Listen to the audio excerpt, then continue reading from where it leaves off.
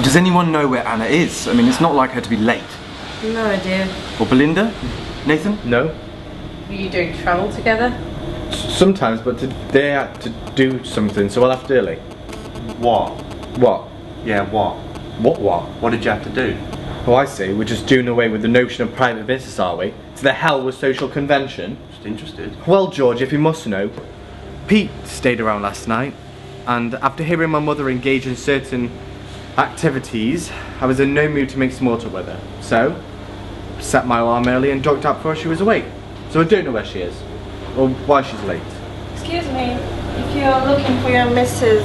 MILF lady, she's outside talking on the phone. Did she say MILF lady? Did she call my mum MILF lady? Your mum is a bit of a MILF, mate. For God's sake.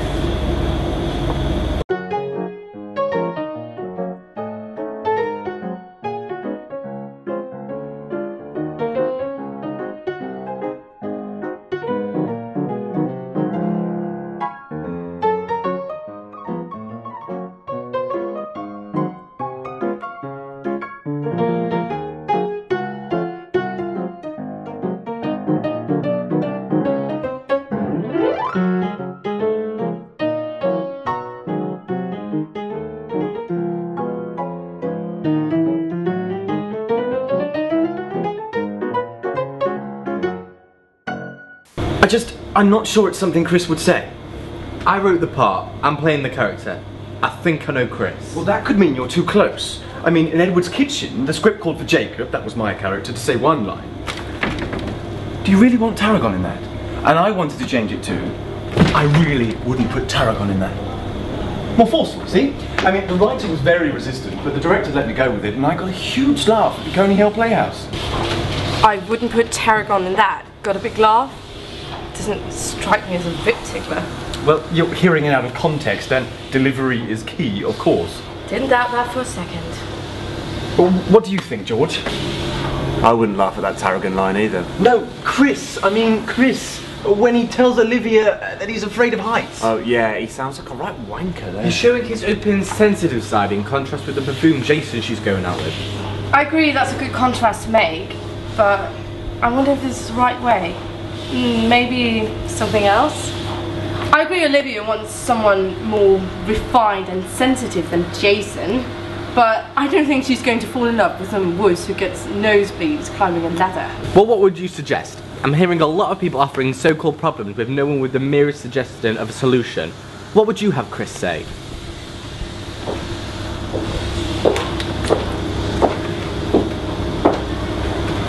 Great, thanks. Sorry I'm late. Busy morning. No worries. You must have left early. Yeah, things to do, you know. Anna not with us? No, she was running late. I haven't heard from her though, but I'll call her in a minute. Anyway, I was thinking, we start shooting next week, don't we? It's very exciting. Yeah, I can't wait. I'm really excited. I mean, I haven't done anything on camera since A Christmas Carol for GCSE drama. Well, it wasn't on camera exactly. Farter Fletcher's dad brought his camcorder in. That does sort of bring me round to my point, really, which is that it might be a good idea if we start filming our rehearsals. It's good if you can see yourselves as early as possible. Yeah. Yeah? Well, that's great. Well, to that end then, I brought along the camera. I guess we may as well just start today.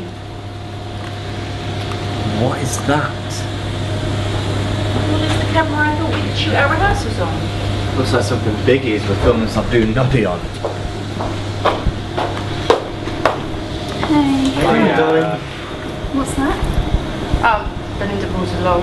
She thought it would be good for us to maybe shoot the rehearsals and see ourselves. Good idea, but it looks like a toy, something from the Barbie movie studio or whatever. Does it work? Oh yes, I used it very recently. Are you okay, Anna? You look a bit upset. You won't believe this. What? You know that audition I had for the tearaway team in the BBC drama? I didn't get it. Sorry, that sucks. I'm sorry, darling. I'm so annoyed. I really nailed the audition too. Oh, I'm sorry. Was it a big part? Not really. There was only a few scenes, but it was perfect. I'd have sworn, drunk, done drugs, even showed my tits.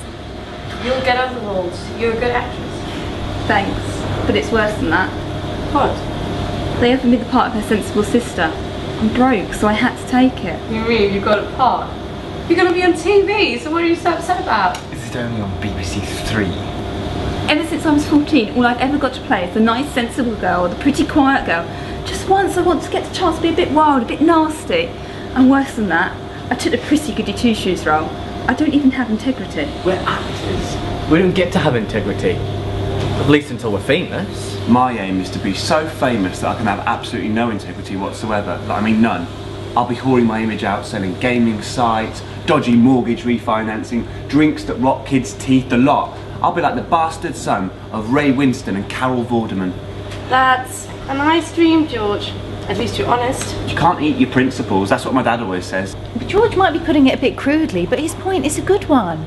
You should never feel bad about taking work, Anna. Thanks. I told you about the play I did, where it was my part just dancing on stage, wearing nothing but a shredded toga. This was once in each act, but the toga getting more and more shredded. Know. Well, by the end, basically everything was on show. It was completely gratuitous, totally unnecessary, really, and not much integrity involved when signing up to that. But it put money in my pocket. Thank you, Belinda. It means a lot. Makes me feel much better. Well, that was the 80s, so most of it ended up going up my nose, but I'm getting some I noticed water. that she didn't have it. No, I won't. Oh, do you think I've embarrassed him? I don't know what he's so precious about. I could tell much worse. And so Olivia and Chris are in the kitchen here. Yes, and I'm helping her make a sandwich and generally being nice. And, well, she falls in love with me because, well, Jason is a dick and I'm not. And I love the setting. I mean, in the kitchen.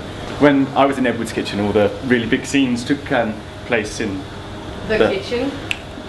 That's very good, Andy. Camera on? It's not working. What? It won't come on. Let me see.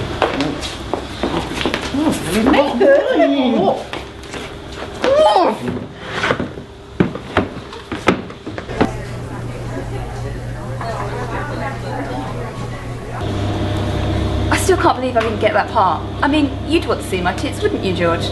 Yeah, but not really sure. There's not anywhere really private enough around here. I meant on TV. Oh. I see.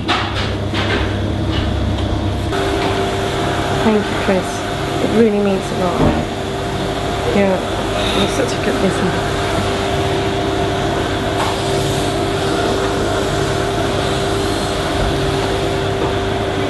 That both girls are in love with Chris.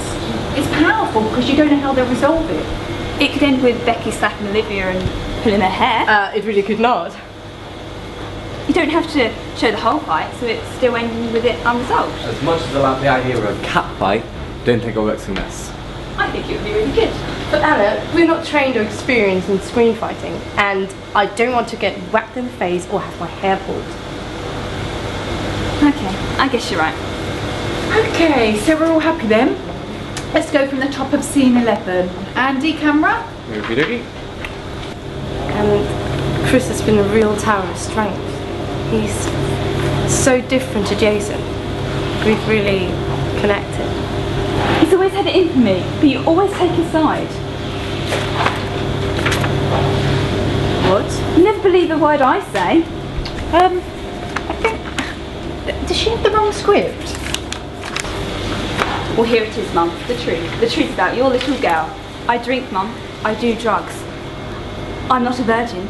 That's right, I've had sex. In fact, I've not fucked Mike Selby right on your sofa. Because you need to hear it, Mum. I'm sorry I can't be Little Miss Perfect like Jessica, but I'm me. I'm Chloe. And I smoke spliffs in your garden, and I've got a tattoo on my butt, and I hate you.